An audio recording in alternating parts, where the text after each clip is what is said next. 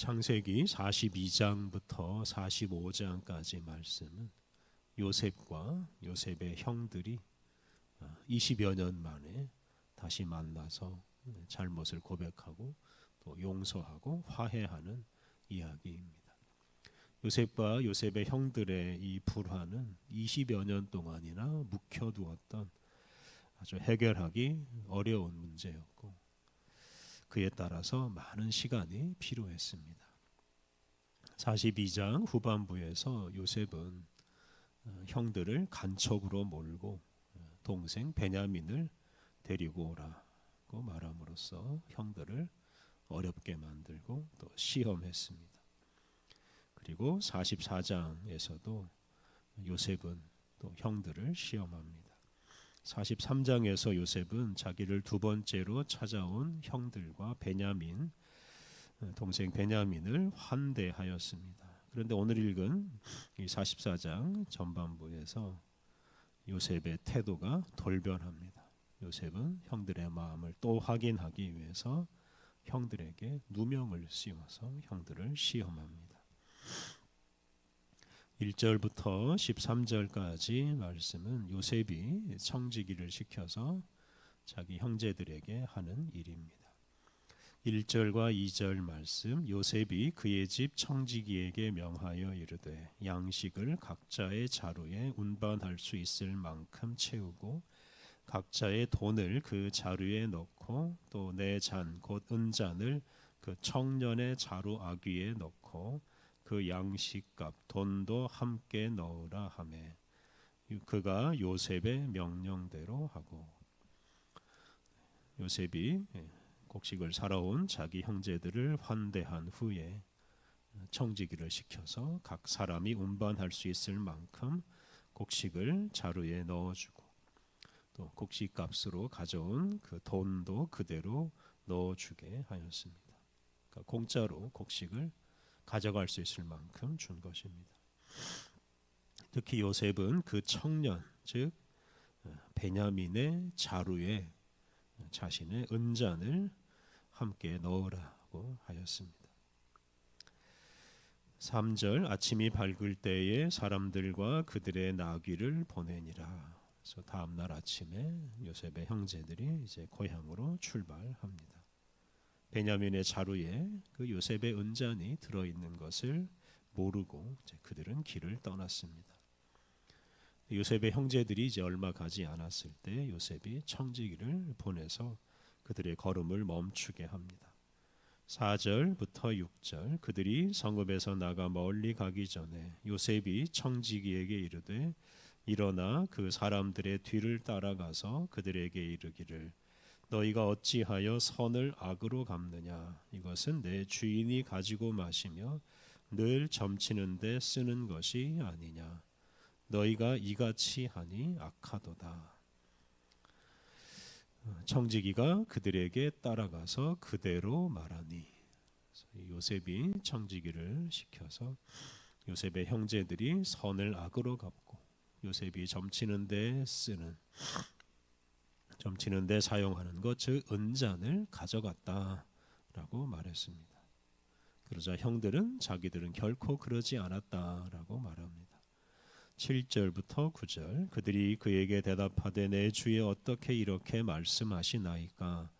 당신의 종들이 이런 일은 결단코 아니하나이다. 우리 자루에 있던 돈도 우리가 가나안 땅에서부터 당신에게로 가져왔거늘 우리가 어찌 당신의 주인의 집에서 은금을 도둑질하리이까? 당신의 종들 중 누구에게서 발견되든지 그는 죽을 것이요 우리는 내 주의 종들이 되리이다. 요셉의 형제들은 자신들의 무죄를 주장합니다. 자신들은 결코 은잔을 가져가지 않았다.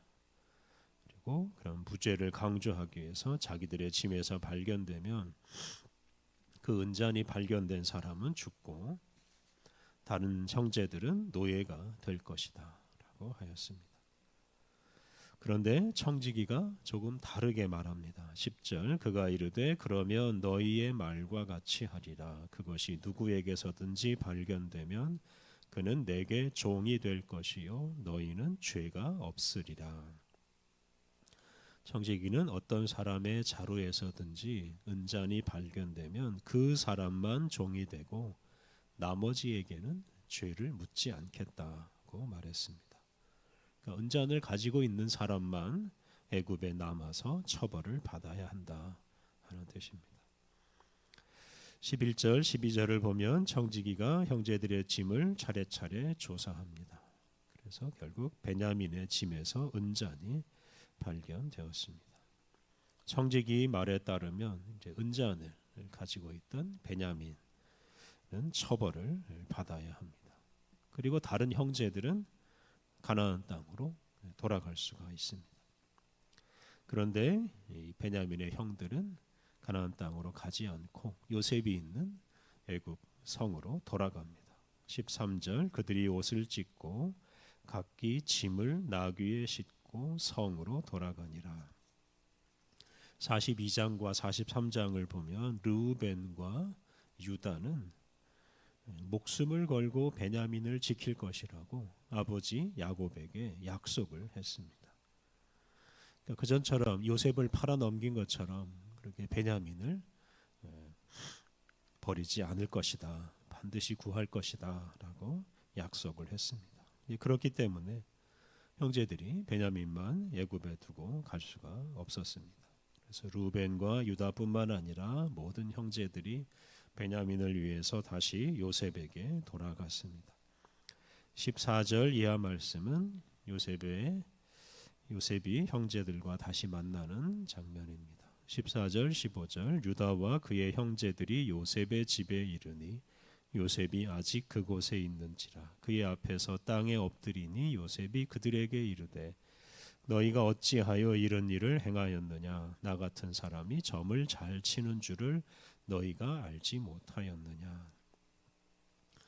요셉은 사실 자기가 모든 일을 꾸몄으면서도 형제들에게 어떻게 이럴 수 있느냐라고 책망을 했습니다. 자신이 점을 잘 치는 줄을 몰랐느냐라고도 말했습니다. 이러한 요셉의 행동은 형들을 시험하는 것입니다. 과거의 형들이 자신을 버린 것처럼 베냐민도 과연 버릴 것인지 그 형들의 그 태도를 시험합니다. 이러한 요셉의 말에 유다가 대답합니다. 16절 유다가 말하되 우리가 내 주께 무슨 말을 하오리이까 무슨 설명을 하오리이까 우리가 어떻게 우리의 정직함을 나타내리이까 하나님이 종들의 죄악을 찾아내셨으니 우리와 이 잔이 발견된 자가 다 내 주의 노예가 되겠나이다. 요셉의 넷째 형 유다는 우리와 이 잔이 발견된 자 다 요셉의 노예가 되겠다고 말했습니다. 그러니까 베냐민뿐만 아니라 다른 요셉의 형들 전부 다 함께 그 책임을 지겠다는 뜻입니다. 이렇게 유다를 비롯한 요셉의 형들은 함께 남아서 베냐민을 지키겠다고 하였습니다. 그러자 요셉은 베냐민만 책임지면 된다라고 또 강조합니다. 17절 요셉이 이르되 내가 결코 그리하지 아니하리라. 잔이 그 손에서 발견된 자만 내 종이 되고 너희는 평안히 너희 아버지께로 돌아 올라갈 것이니라. 잔이 그 손에서 발견된 자, 즉 베냐민만 남고 나머지는 다 아버지께로 도로 올라가라. 가나안 땅으로 다시 가라라고 말했습니다. 그런데 이것은 사실 요셉의 진심이 아니라고 할 수 있습니다. 요셉은 형들이 동생 베냐민을 얼마나 사랑하는지 확인하고자 하였습니다. 요셉은 자신을 노예로 팔아넘긴 그 형들과 화해하기 위해서 이렇게 형들의 마음을 다시 확인하고자 하였습니다. 그리하여 이렇게 베냐민 문제를 두고 이제 형제들 사이에서 갈등이 다시 일어납니다. 만약에 이 요셉의 형들이 그냥 베냐민만 두고 가나안 땅으로 다 돌아갔더라면 요셉과 형들의 화해는 이루어지지 않았을 것입니다. 그런데 이제 18절 이하 말씀을 보면 유다가 다시 나서서 베냐민만 혼자 두고 갈 수 없는 이유를 아주 길게 설명하면서 과거에 자신들이 요셉을 애굽으로 팔아 넘긴 그 문제를 회상하고 고백합니다. 그렇게 함으로써 형제들 사이의 갈등의 어떤 핵심 문제에 접근하게 됩니다.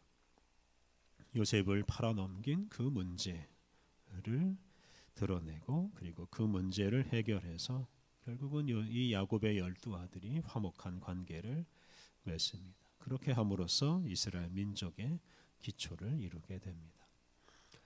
사람들 사이에서 진정한 화해가 이루어지려면 이 본질적인 문제는 그대로 두고 봉합하는 일이 없어야 합니다.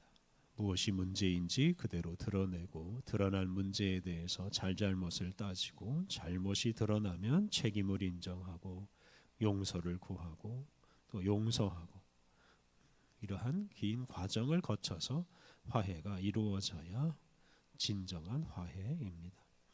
특히 그런 화해 과정에서 빠질 수 없는 것은 서로 사랑하고 있는지를 확인하는 것입니다. 서로 사랑하지 않으면 관계를 회복하는 것이 아무런 의미가 없습니다. 잘못을 고백하고 용서하고 화해하는 목적은 바로 더 깊이 더 뜨겁게 사랑하는 것입니다. 그래서 화해하는 과정은 더 뜨겁게 사랑하기 위한 과정이 되어야 합니다. 우리는 우리 가족, 우리 교회 동료들 또 우리의 이웃을 얼마나 사랑하는지 잘 점검해 보아야 하겠습니다. 그냥 막연하게 사랑한다 말하는 것으로는 부족합니다. 고통과 슬픔을 함께 나눌 만큼 또 자기의 것을 다 내어줄 만큼 뜨겁게 사랑해야 합니다. 그러한 갈등이 그러한 사랑이 확인되면 갈등은 저절로 사라지고 화목한 관계가 회복되고 사랑으로 하나 되는 공동체를 이룰 수가 있을 것입니다. 우리 곁에 있는 사람들을 얼마나 사랑하는지 점검하고 사랑하는 마음을 회복해서 모든 사람과 평화로운 관계를 맺고 사랑으로 하나가 되어서 함께 하나님의 뜻을 이루어 가야 하겠습니다. 우리 함께 기도하겠습니다. 하나님, 우리 안에 사랑이 있는지 우리 자신을 시험하게 하옵소서. 우리 가족, 우리 교회의 지체들, 우리의 이웃을 뜨겁게 사랑하게 하옵소서. 고통과 슬픔, 기쁨과 좋은 것을 함께 나누는 사랑을 하게 하옵소서. 그리하여 의심과 갈등 관계를 해소하고 사랑의 공동체를 이루어 함께 하나님의 뜻을 이루게 하옵소서. 은혜가 풍성하신 하나님, 오늘도 주님 안에서 새로운 날을 시작하게 하시니 감사합니다. 거룩하신 주님과 온종일 동행하며 하늘의 귀한 뜻을 우리 가정과 우리의 일터에서 이루며 살게 하옵소서. 오늘 모든 일정을 주님께 의탁하오며 예수님의 이름으로 기도드립니다. 아멘.